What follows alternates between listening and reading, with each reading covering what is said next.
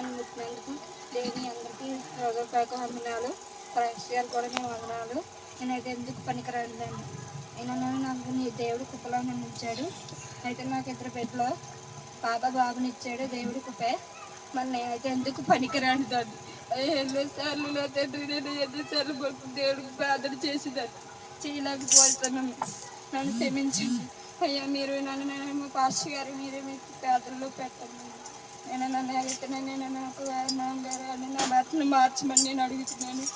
నా భర్తని సన్నిధిలో తీసుకురమ్మని అడుగుతున్నాను. మరి నేనైతే ఎందుకు పనికిరాను దాన్ని.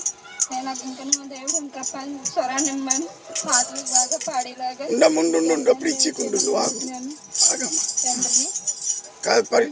పరిశుద్ధాత్మ వచ్చింది నీ మీదకి. ఎలా వచ్చింది? దేవుడు నా మీద బలంగా తాకాడు. నాకు మొత్తాన్ని బాగా మాట్లాడు. నేనున్నాను ఈ గృహంలో, నేనున్నాను. నువ్వెందుకు పడిపడిపోవద్దు, నీ బిడ్డల్ని కూడా నీ కాపుదలు వస్తానని దేవుడు నాకు చెప్పాడు. నేనైతే ఎందుకు పనికిరాని దాన్ని అయ్యా. ఎన్నోసార్లు నేను మడన పడకల్లోంచి లేపిన ఏసైకి నేను ఏమి రుణం తీర్చలేను. అయితే నేనైతే ఎప్పుడు ఆదివారం పూట ఎప్పుడు చర్చికి వెళ్ళేదాన్ని కాదు. అయితే ఈ 2 వారాలు బట్టి వస్తున్నాను.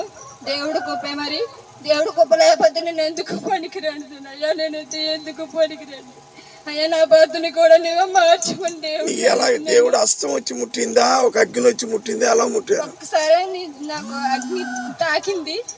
తాకినప్పుడు నాకు ఆ పరిశుద్ధాత్మ